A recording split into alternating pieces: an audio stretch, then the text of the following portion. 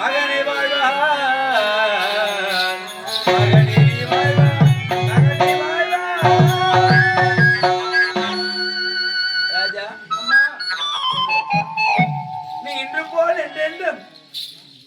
நல்ல மொழி வாழ்ந்துட்டு மழை வாய்ச்சிக்கிட்டு ராஜா.